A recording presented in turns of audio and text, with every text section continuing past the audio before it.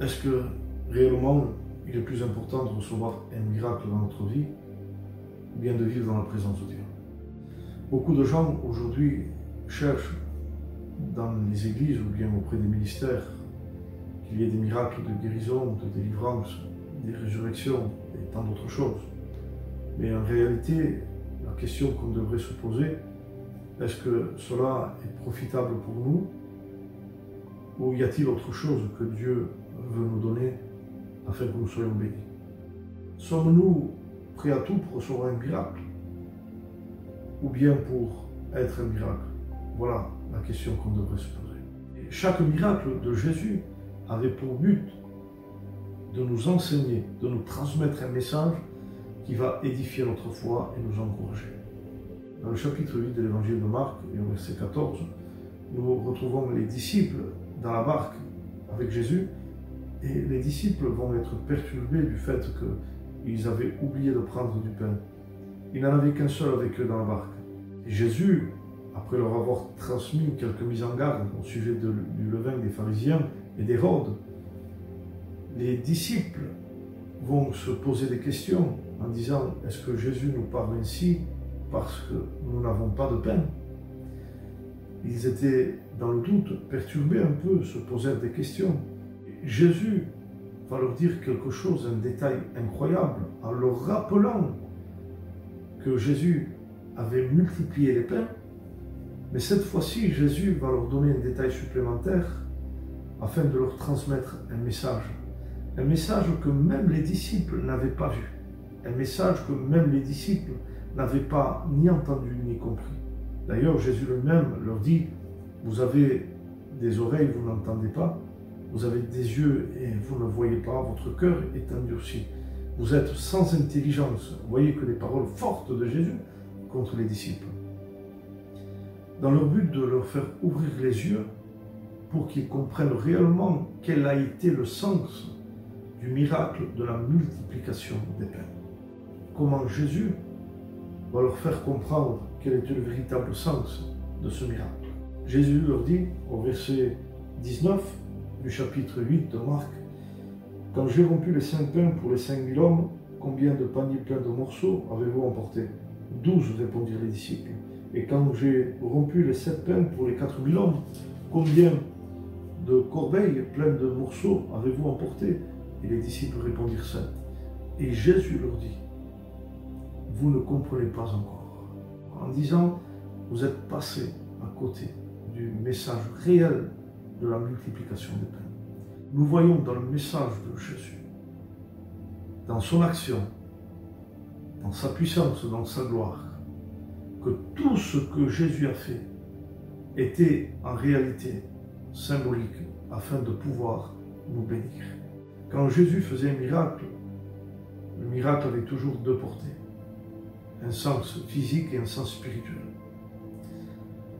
Et lorsque Jésus a multiplié les pains, nous pouvons voir qu'il y a dans ce miracle-là des pains qui ont été distribués, donnés aux hommes pour que les hommes puissent être nourris. Et imaginez, lorsque chaque morceau de pain était distribué à ces hommes-là, ces hommes qui avaient faim étaient ravis de recevoir ce miracle. Ravis, ils étaient vraiment bénis de recevoir ce miracle-là. Un miracle qui allait nourrir leur corps, leur chair. Mais en réalité, une fois que ce pain a été consommé, plus rien ne restait de ce miracle-là. Plus rien du tout. Parce que certains miracles que nous pouvons recevoir peuvent être des miracles passagers, des miracles d'un temps éphémère. Nous pouvons être guéris d'une certaine maladie, mais les années vont passer et une nouvelle maladie va tomber sur nous. Nous pouvons même ressusciter de la mort, mais la mort va nous rattraper tel Lazare dans la parole de Dieu. Nous pouvons être délivrés de certaines choses, mais retomber en captivité. Nous pouvons recevoir un miracle et sans réellement changer, sans que notre vie change. Et le message que Jésus était en train de dire à ses disciples était de leur montrer qu'au-delà des miracles, il y avait quelque chose de plus important, qui est symbolisé par le pain dans la corbeille. Qu'il y a deux sortes de chrétiens. Il y a le chrétien qui cherche le miracle, qui est l'image du pain qui a été distribué, du pain qui a été vu, du pain qui a été applaudi, du pain qui a été consumé, mais du pain qui a cessé d'exister une fois consommé. Mais il y a aussi le miracle du pain dans la corbeille. Le pain qui n'a pas été consommé, le pain qui n'a pas été glorifié, le pain qui n'a pas été vu, le pain qui ne se montre pas, qui est dans la corbeille, qui est l'image du chrétien qui vit en Christ. Le chrétien qui vit dans l'intimité, le chrétien qui vit dans la parole de Dieu, le chrétien qui vit dans sa présence, le chrétien qui ne cherche pas un miracle, mais le chrétien qui devient un miracle en étant dans sa présence. Le chrétien qui ne cherche pas une bénédiction, mais le chrétien qui est une bénédiction, car étant dans la présence de Dieu, nous produisons la vie. Nous produisons le miracle, nous produisons la bénédiction. Les gens qui cherchent à être bénis, ce sont les gens qui ne sont pas bénis. Les gens qui cherchent un miracle sont des gens qui ne sont pas de miracle. Les gens qui cherchent une action de Dieu ne sont pas des gens qui vivent en Dieu. Car Jésus a donné plus de valeur dans ce texte, plus de valeur au pain qui restait qu'au pain qui a été passager. Voilà pourquoi, mes amis, mes frères et sœurs, ne courons pas derrière des églises qui veulent à tout prix des bénédictions et des miracles. Ne courons pas derrière des ministères qui veulent à tout prix qu'il y ait des miracles et des bénédictions. Béni soit Dieu pour les miracles. Moi-même, j'en ai vécu dans ma vie. J'en ai vu, j'ai été témoin, j'en ai reçu. Mais ce n'est pas ça qui a produit en moi la vie. Ce qui a produit en moi la vie, c'est de vivre avec Dieu, de le rencontrer.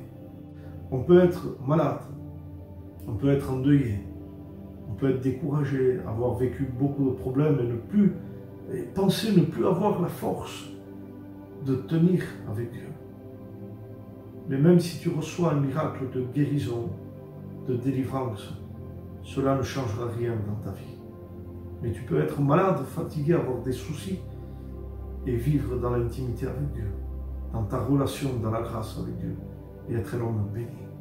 Il y a dans l'Ancien Testament Moïse, l'homme de Dieu, qui dans le désert a été témoin de prodiges et de miracles. Cet homme Moïse n'était pas seul, il était accompagné de son bâton entre ses mains, un bâton d'Amoura, qui était le compagnon de Moïse.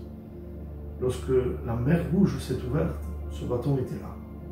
Lorsque les eaux de Mara se sont adoucies, ce bâton était là, présent. Lorsque la manne, les cailles ont descendu du ciel, lorsque le rocher a fait jaillir de l'eau, le bâton était là.